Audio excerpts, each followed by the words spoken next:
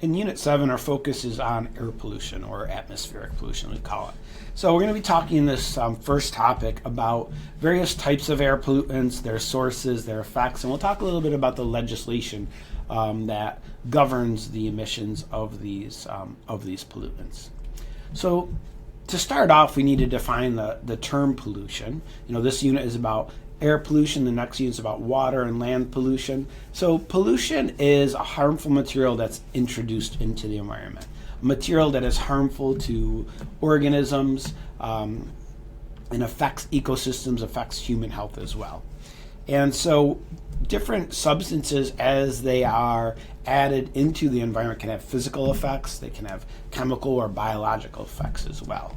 And when we're talking about pollution, we're generally talking about anthropogenic pollution, pollution that is caused by human activities. There are some natural sources that can add these pollutants to the atmosphere, things like forest fires or volcanoes, but generally we're focused here on anthropogenic pollution. And so we see here in this model sort of an overview where we have these pollutants, these emissions that are released into the atmosphere from humans or natural sources, and often they are transported in the atmosphere by winds to another area where they are then maybe deposited or have their impacts. And so when we're thinking about how we address air pollution, we have to consider the fact that the place where the emissions are coming from are not necessarily the place where they will have their effects. When we talk about pollution, we talk about primary and secondary pollutants. So primary pollutants are those that are released directly from the source, whether it be the tailpipe of a car or the smokestack of a factory or the chimney of a home burning natural gas. The things that are emitted directly are called primary pollutants. But oftentimes, after they are emitted in the atmosphere or in another part of the Earth's ecosystems, they are transformed from one form to another. Those transformations result in what we call secondary pollutants. Sometimes these secondary pollutants are more harmful than the primary pollutants that were released. And we'll talk about several examples in this section.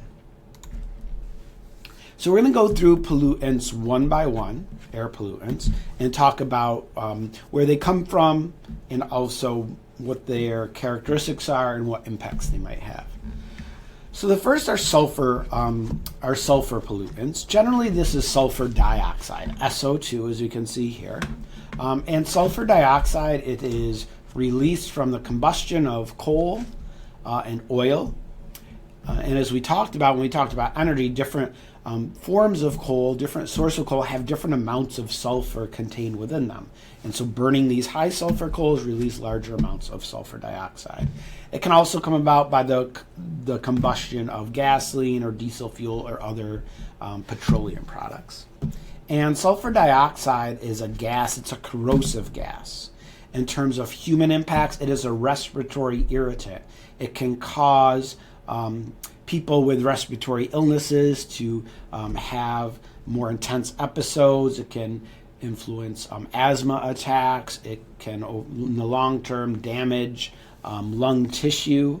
It's also damaging to plant tissue. You can see here a plant whose leaves are turning because of the sulfur emissions.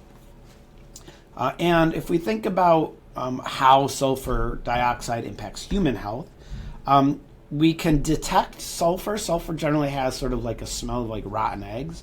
And it can be detectable at very low concentrations, like 1 part per million, as we see down here. And then as we move up, we can smell sulfur dioxide at a concentration of 3 parts per million. It can start to irritate our nose and throat, our respiratory tissues, around 6 to 10, irritate our eyes, around 20, and at concentrations, above 100 can be damaging, can affect human health, can be hazardous to inhale sulfur dioxide at those concentrations. Another pollutant is nitrogen oxides, and these come in different forms. There's nitrogen oxide, NO, which is a colorless, odorless gas. We see it here. It's just a nitrogen atom bond bonded to an oxygen atom.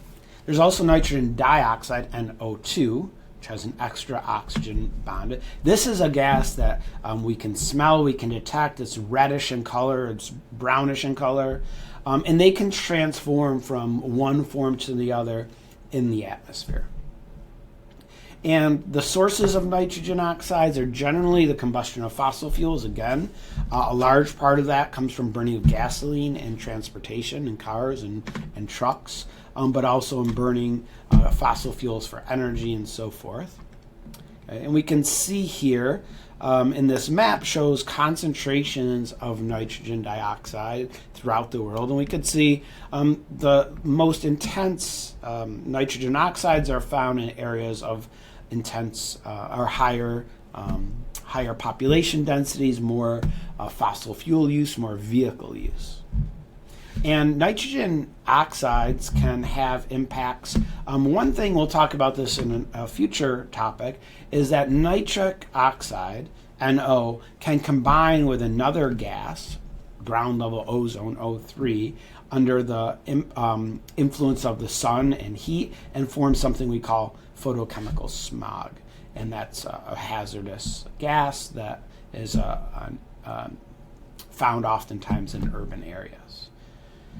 We also know nitrogen oxides can be harmful to vegetation. They can reduce crop yields. If you're farming in areas where there are high levels of nitrogen oxides, it can impact crop yields, can change the soil chemistry, reduce growth. It also is important as a contributor to forming of acid precipitation, which we'll talk about more in a future topic. We also have carbon oxides. We'll talk much more about carbon dioxide in the future. This is the gas that leads to one of the gases that leads to climate change. But in this topic, we'll mainly be talking about CO, carbon monoxide. Carbon monoxide is a toxic gas. It's colorless, it's odorless. And so this is why probably, hopefully in your home, you have a carbon monoxide sensor. It is a device, looks like a smoke detector, that monitors carbon monoxide levels and will alert you if there's carbon monoxide buildup in your home. Because carbon monoxide can, under low levels of exposure, can cause headache and nausea and fatigue, but under high concentrations can cause severe headaches, confusion, racing heart rates, and also eventually be deadly if you're exposed to carbon monoxide. This is typically found because of incomplete combustion. If you have like a malfunctioning furnace in a home or a gas stove that's malfunctioning, if it doesn't burn the natural gas completely, it increases the production of carbon monoxide and it can build up in a home. It's also a major component in urban air pollution because it comes about from the burning of fossil fuels, such as in motor vehicles and cars. And if carbon monoxide builds up like in poorly ventilated spaces, then that can be very dangerous. And this is one of the reasons we talk about, in developing countries where biomass is used for heating and cooking. If it's done in an area where there's poor ventilation, it can lead to chronic respiratory problems or even death if it builds up to those levels. And the way that carbon monoxide impacts our bodies is because it binds to hemoglobin in our red blood cells, which do carry oxygen. And so if carbon monoxide is binding to the hemoglobin, it means oxygen is not, and that can interfere with oxygen transport throughout the body. And like I said, most of the carbon monoxide in the atmosphere comes from mobile sources, vehicles burning fossil fuels. And also the next largest is through fires, forest fires or other types of fires. We also have particulate matter. Particulate matter are small particles of various materials that are suspended in the air. Okay? And the inhalation of this particulate matter can impact respiratory function. And the smaller the particles, the more dangerous they can be. Large particulate matter can be filtered out in our trachea and in our lungs before it penetrates deep into the lungs. But smaller parts can go deeper into the lungs, causing more severe effects. In the atmosphere, particulate matter can scatter and absorb sunlight, reducing the amount of light reaching the ground. And this particulate matter comes from a few different sources. It can come from agriculture, as we sort of plow or till fields or harvest materials, can kick up particulate matter from the soil. The combustion of materials leads to soot, tiny little particles that can get into the air. And when we talk about particulate matter, we categorize it according to its size. So generally we'll talk about PM10, PM2.5, or PM1 even. And so PM10 is the largest of those particles.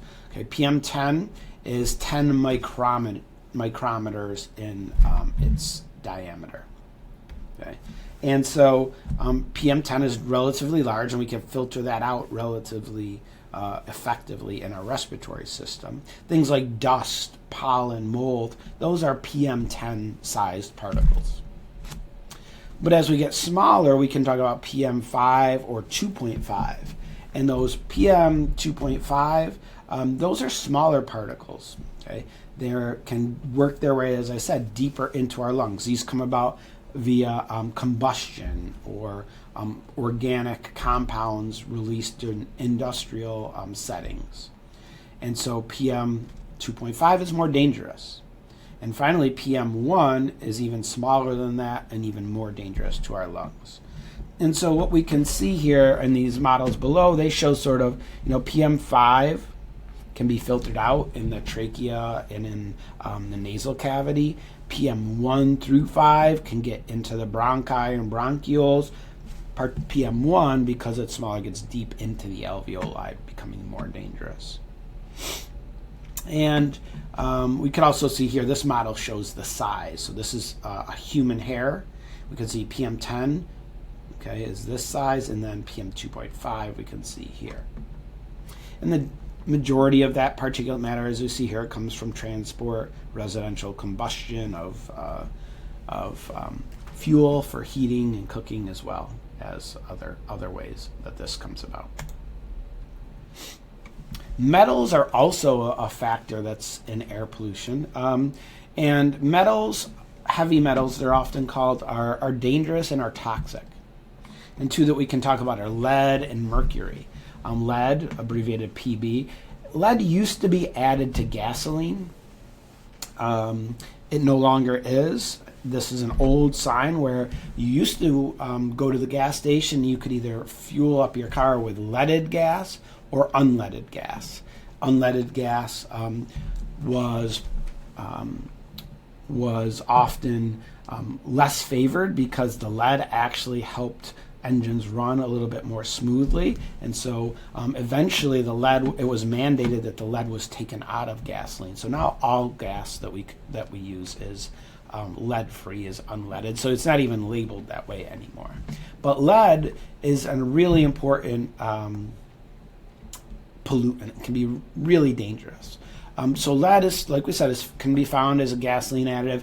Lead is also in paint, old paints, old houses with old chipping paint. Often that paint had lead in it. And so when humans consume lead, especially as young people, it can impair the functioning and development of the central nervous system. Children exposed to higher levels of lead have more difficulties in school, have problems with concentration, have increased risks of developing attention issues and other factors. So lead exposure is extremely concerning in young people. We'll also talk more about lead exposure when we talk about lead in water in our next unit, but lead is also found in the air through those factors we just talked about. And so often what you'll see is that if you live in an old house and you have to remove paint, it has to be done very carefully so you don't expose people living in that home to lead. Mercury is another heavy metal, and mercury is found in coal.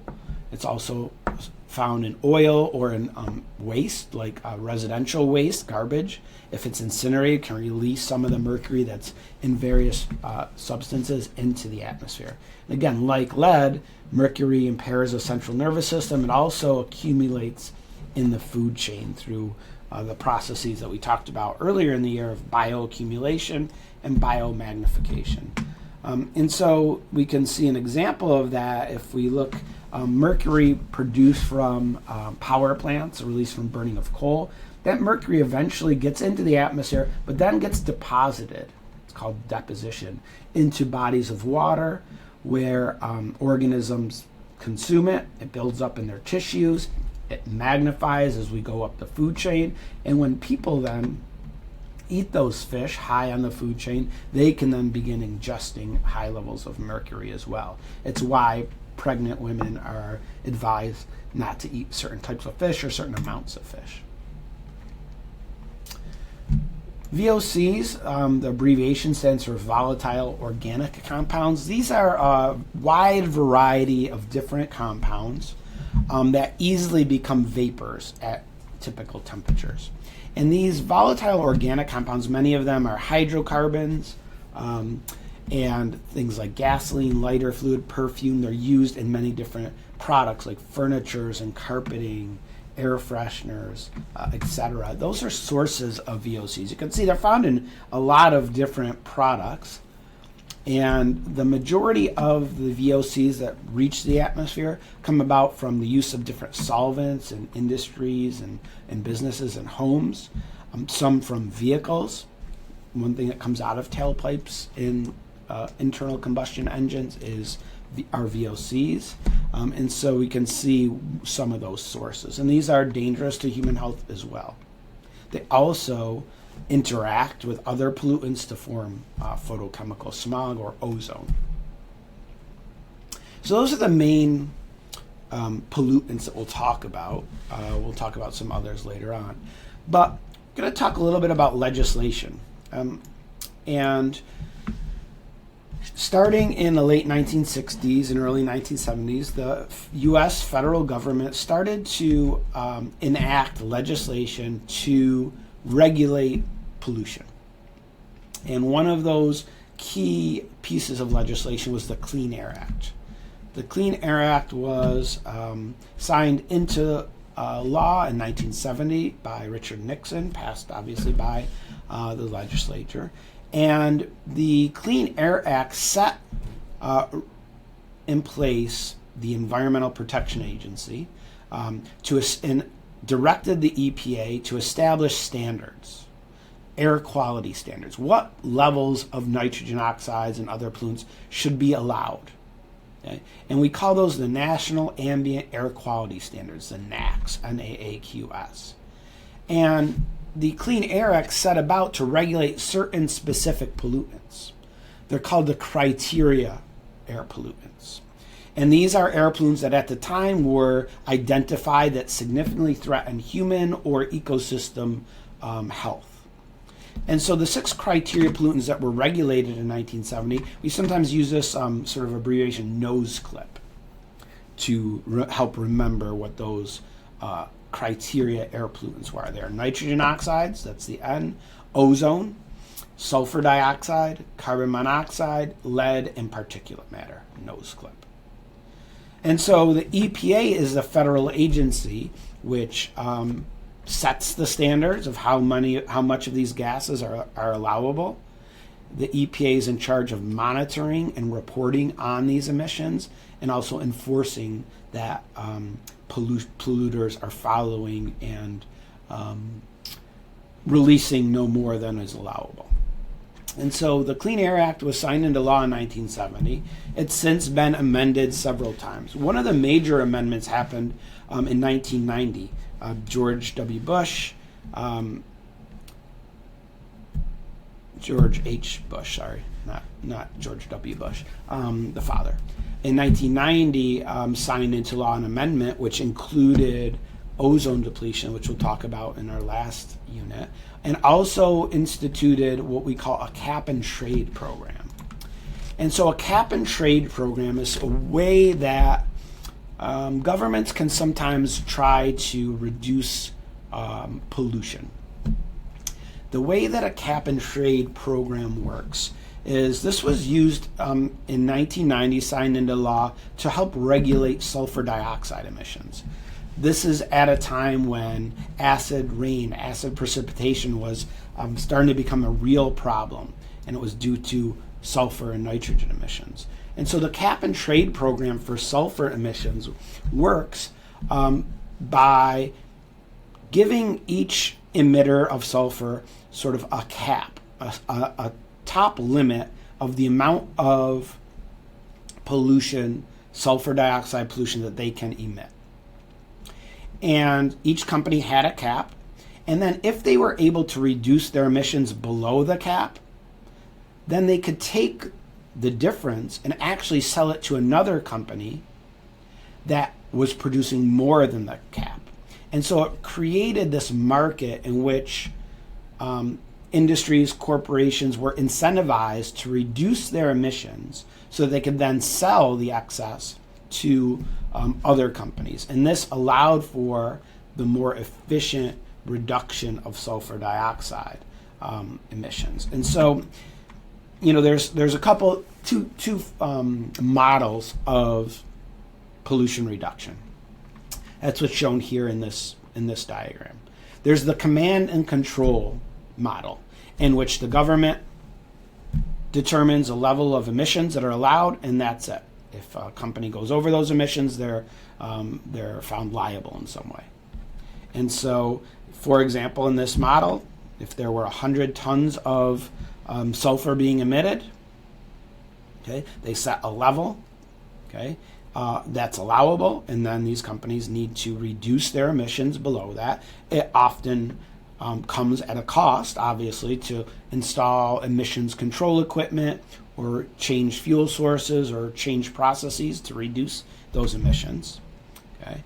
The cap and trade model, again, if we look at, we see here, in plant A is able to reduce their emissions, okay, below the cap, and they could then sell them to plant B, who's unable to reduce their emissions as much.